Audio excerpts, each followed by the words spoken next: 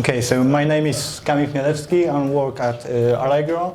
My work involves many different things to make our infrastructure better, to have better utilization, and to use tools that could provide us with better end-user response times and overall performance of our infrastructure. I will be talking about long latency tail and microservices, because when you use microservices, it changes a lot of things, and the latency that you could see on one service could affect a lot in all of your infrastructure. So let's start with the latency. Latency is the time it took one operation to happen. It means for the web application, it probably means that if a user wants to see something on your web page, your servers needs to process request and send a response. So the latency is the time that needs to be taken to give the user response with your website. So that's the latency, and why latency matters.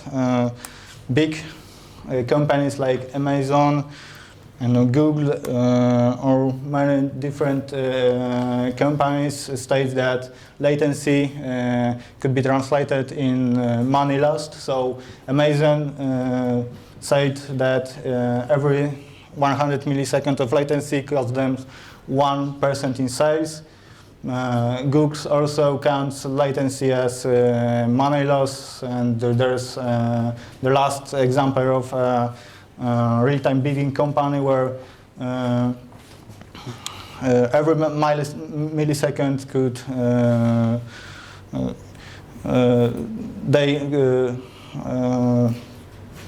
they lost $1 million if the trending platforms gets slower than, I don't know, 5 milliseconds or so. So if we know that latency matters, how to track our latency, how to measure latency, and how to know how to make it better. The simple possible way is to use a benchmark, HTTP benchmark tool. This is an example of WRK tool. You could say that it needs to give a performance test on your service, microservice, or things like that. And it gives you results with a latency line, and we see here that average latency of this service is 75 milliseconds. What does it matter? What does it mean? You don't know, because average latency could mean different things. If you look at distribution of latencies, this is a distribution of latency that gives about 75 milliseconds of average latency. But if you want to know what will be the time of okay, so the distribution 100. What I mean here. Okay, let's compare it to the second slide, where it's also a 75 milliseconds average latency. But what you could see here is that on the first slide, the longest latencies are about 100 milliseconds, 150 milliseconds, and on the second slide, this is the distribution of average latency of 75, and here the longest latencies are a lot longer than the first one. So you could find that your performance testing tool says you that it's latency of average 75 milliseconds, but it could mean many things, as you see here. So on the second slide here, we see on the pink, with the pink area, it's the tail from the title of presentation. So if your service responds with pretty good average latency, and you see that longest latencies are a lot longer than the average, this is called a long latency tail. So we have a long latency tail here. How could we know if our service have a long latency tail? Instead of using averages for measure the latency of your service, you need to look at percentiles, and the 99 percentile is one of the percentiles. So you could, from the second slide, if you see here that average is 75 milliseconds, over 4% of requests and responses from this service is over 200 milliseconds. What does it mean for users and sites, big companies? If you have 5 million users a day, it means that about 200,000 of your users every day will have a response times over 200 milliseconds, even if your service is average at 75 milliseconds. So the first thing you need to know about latency is that if you try to measure latency, look at percentiles, look at worst cases, not at the average. How could you do that? Change your tool, change your performance testing tool. This is the output of another performance testing tool called Vegeta. And if you look at the output of this tool, this is the same load generated from Vegeta. And here we see not only the average latency, but latencies in mean, median, 95 percentile, 99 percentile, and max latency. And looking at this output, you can see exactly how your service behaves, because even if you have 70 milliseconds average, you could see that the max is 700 of milliseconds. So some users could get response from your service 10 times slower than average that you could look. So to remember, use tools for performance testing, use tools that will say you a lot more than just one number. Look at distribution of latency under load. Okay, so I talk about latency, and now microservices, how it relates to microservices. This is a screenshot of microservices in Allegro. Yeah, this is real traffic. So if you call Allegro, you could end up in calls on many microservices. Each microservice could have dependency on another microservice, and at the end, it looks like this. So how it affects the latency of end user, from end user perspective, if you have something like this. So for the example, if we have server that have 1 millisecond average latency, but 99 percentile is 1 second. So 1% of responses from this server is above 1 second. What can it look like if you, for the end user, if one request from the user needs to call one of these servers? So we have 1% of request takes over 1 second. But what if we have microservices and each request needs to call 10 of microservices with the same distribution of latency? If you multiply the probability of hitting 1% of request, you will end up with 10% of requests that takes over 1 second.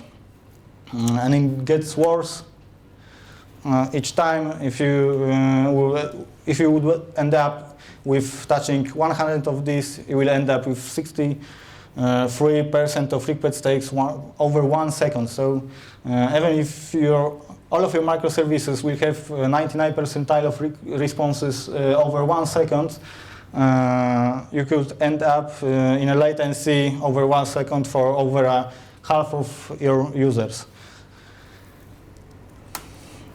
What could go worse if you have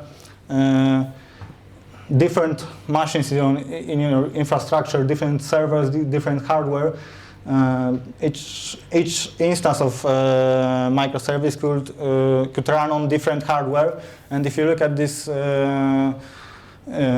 diagram, if we treat one layer as one microservice with 4 instances, you could have one microservice that each instance will respond in different times. So, for example, we have on the top one microservice that could respond with under 400 milliseconds, but another instance that runs on better hardware could respond with under 100 milliseconds. So you could have one microservice that, if you deploy on different hardware, could behave differently. So it's not easy to track latency in such environment.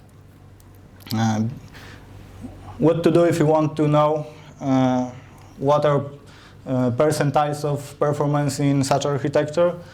What's the P99? We don't know, and we don't know. So how to manage with it? The first approach that you could try to use is trying to take away all of variability. Just buy dedicated servers, complete control of the whole system. You could track all your background activities, know everything about everything, and try to not have a hardware fail. It's possible at small scale if you need, I don't know, 1, 2 microservices, and it's not microservices then, but if you have less microservices than we have, and you could, and you know that you only need, I don't know, some number of servers, and you don't need to buy new servers. But what if you design your system with same servers, but after a month of running it, you need to scale out, and what do you do? You need to buy new servers. You can't buy the same servers. You need to buy. You will buy better servers, new servers. So you at the end you end up with different servers, different hardware. So the second approach to handle it is to have a shared environment and try to find better ways to protect end users from the long latency tail. If you have a shared environment, you have a better hardware utilization, but as I said, it's hard to know what will be the performance of your infrastructure. So how to do it? The simplest possible way of dealing with different distribution of latencies in such architecture is to have a good load balancing, and not load balancing, not only load balancing, but smart load balancing. So if we look at the example here, where we have 4 layers of microservices, where each of microservice needs to call another layer to generate a response from the user. the best thing you can do is to put a load balancer between each layer. And as I said, not normal load balancer as you know it, but try to find and use smart load balancer. Okay, so I want to show you a quick demo of how you could set up a load balancer that will handle differences in latency of microservices. Okay, I start with a quick setup. And, okay, I started. Okay, so how, what the setup I want to show you. So I have, okay, let's do it another way. I have a setup of few layers of microservices where each layer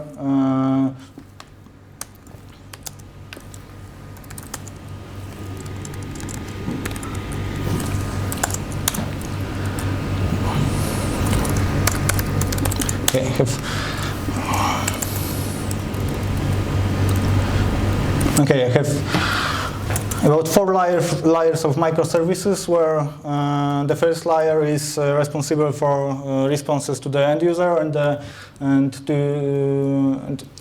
what does it do is that it takes some time to do the work, and next each layer needs to call the next layer to get a response from the next layer, and then sequentially layer it down.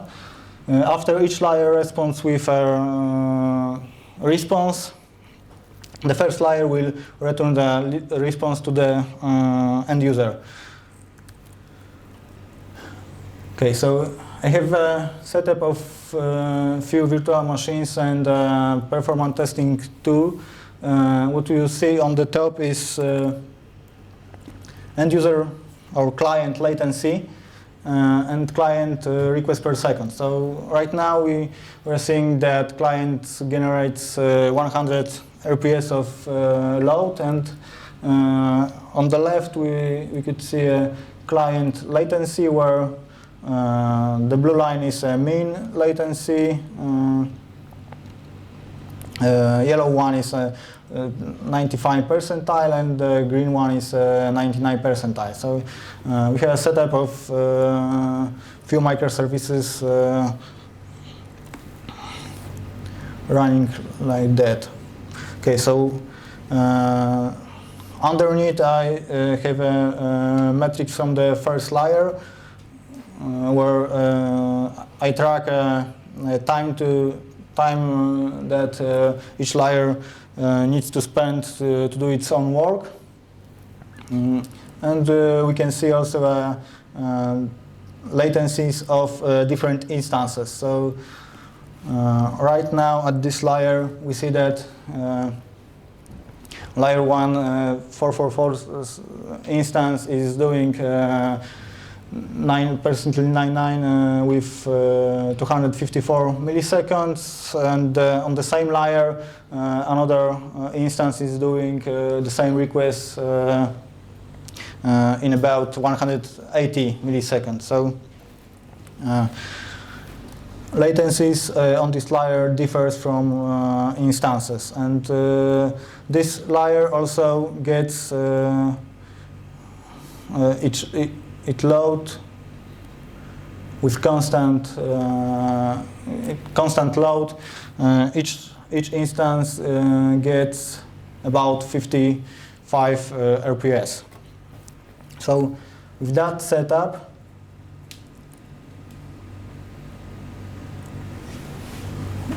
we have about 750 milliseconds of 99 percentile of latency.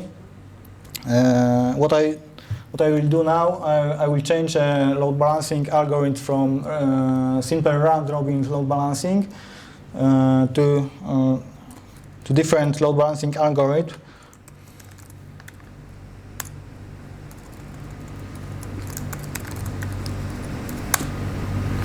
I hope it will work.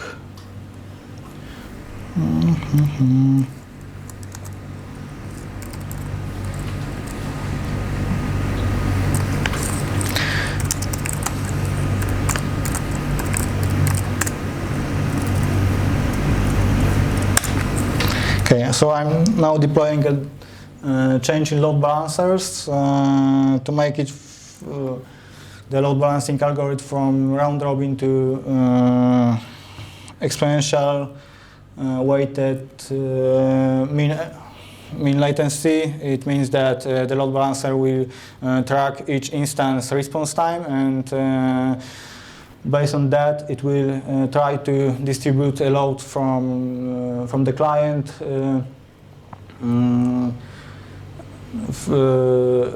less load to instances that can't cope with it, and it gives more load to instances that have a better performance. It's deploying right now, so we have a minute or two to see the change. I could show you what load balancer I'm using to do this demo.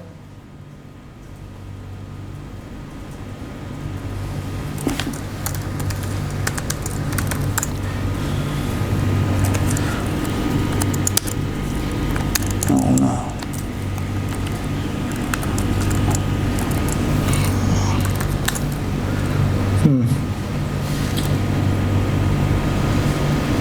Something wrong. Oh yeah, yes. So I'm using Linkerd load balancer.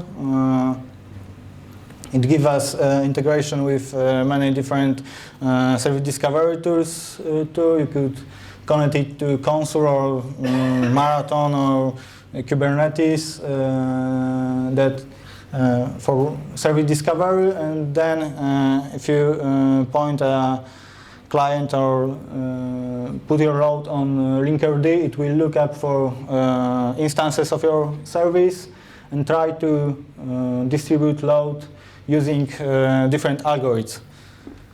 The basic one is round robin, and the one that I'm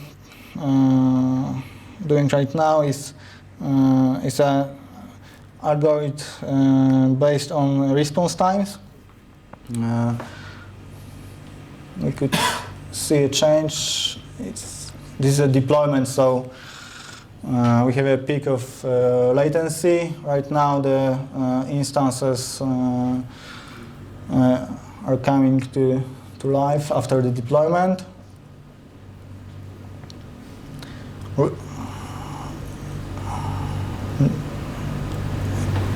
This is the distribution of load for each instance of microservice. We see that each of it has 25 requests per second, and right now something changed.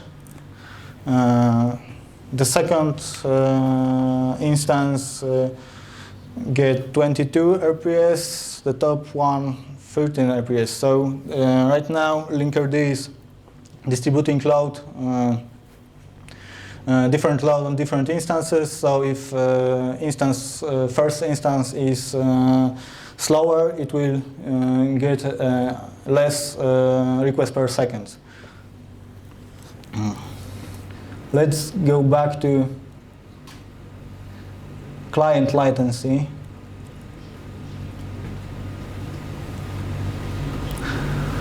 I don't know if it works.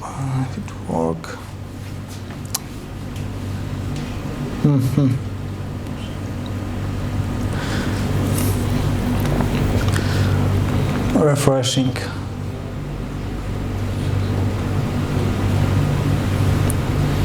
Live demos are hard.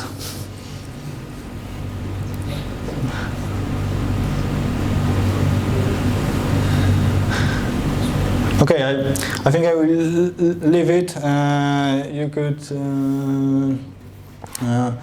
say that doing this stuff even on production takes a lot from your latency. we could go for the Q&A now and see if it's show something that we could interpret. And this is drawing something. Let's slow. So what was the goal? The goal was the latency drop, right? Yeah. It's going down, but Linkerd needs some time to learn about each instance performance. So you could configure its time, but it tries to not do the changes too often to limit the oscillation of distribution. So after some time, I don't know, minute to 5 minutes, it should be stable, and we should see that overall client latency should drop, I think in that setup, about 200 milliseconds. And the most, so the takeaway from this presentation is that if you build microservice infrastructure right now and you are looking at different tools to build your infrastructure, like cluster managers, monitoring tools, you should also look at load balancers, because if you choose a good load balancer at the beginning, you could cut a low latency for your clients without doing anything. So, do you use Linkerd in production? No. We use our own load balancers. That's why I say that if you build your infrastructure from the beginning, look at load balancers before you run microservices. We are running microservices for some time, and we didn't have load balancers with good algorithms, and right now we are building custom solutions to support different algorithms and our load balancers that we have. So, have you been looking also at the projects Envoy or Amalgamate? Do they have the comparable features, or are they more or less production ready? Linkerd is the most mature from this kind of tools, because Linkerd it's almost like Mesos. Mesos is used in Docker for a few years, and Linkerd is just a wrapper around Finag library that Twitter uses for its microservices. It does its work for years, but yeah, there's also Traffic right now, to load balancer called Traffic. There's Envoy, Amalgamate or something like that. Yeah, that's. If you are looking for something. Unfortunately, like my only experience with Linkerd was running the demo, and the effect was like similar to what we are seeing here. So I've deployed a Linkerd daemon set as an ingress controller in Kubernetes, run 10 CURL requests, and only got 2 answers. So here you are promising a latency drop, but we see for the last like 4 minutes, nope. What I did, I think that we didn't wait for before our demo. We didn't wait long enough for stable latency on the round robin. So this is how it goes. But it's not that I'm saying something about Linkerd. Linkerd is just an example of load balancer that gives you different algorithms than round robin. So you could choose anything, but try to choose something that implements different types of algorithms to distribute load. But like to sum up, also the question that was here, you are not using Linkerd in production. No. You have your own load balancer, but you are now trying to implement this feature, so latency-based load balancing, in production in Allegro, right? Yeah. Will this be open source? I don't know, because we have different kind of load balancers. It's not just one technology for all our traffic. We have 3 types of load balancing in Allegro, and we built one tool to solve the same problem on all of these tools. So if we want to open source it, it could be hard to set up it without all the stuff that we have. So we'll be scoring instances in console, varnish, AJ proxy, and things like that. So probably we could do a configurable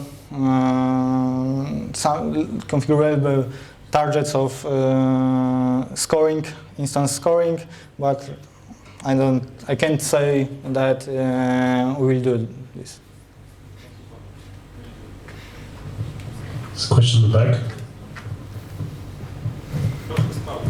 Yeah. Thanks. Can you improve the not convergence, the latency, decrease the latency if you have a application which is using multiple of microservices in one layer, and you have a concurrent multiple sessions? Can you decrease the latency? Because if you connect with this testing, you are testing synthetic value for just per one microservice, I don't know, container or whatever. But in real life, applications composed of many microservices, so this can be speed up, I think. Did you measure also concurrent sessions? Concurrent sessions where when few or many load balancers have something like session pooling or things like that. So I think that many concurrent sessions are handled by this algorithm. So I don't know if we use any load balancer that don't do session pooling, and I don't have any experience with things like that. We drop sessions by using pooling. But did you measure also the latency not based on just a pure layer of microservices, but also from the application perspective? Okay, do you mean that application perspective is the end user perspective? Yes, because from this perspective you are just measuring the specific port, IP port, and towards the layer. But application is, you can open multiple TCP or UDP sessions and speed up the application. Yes, this graph shows end client perspective. This graph shows a latency that performance testing tool getting from first linker D load balancer on top of the all the layers.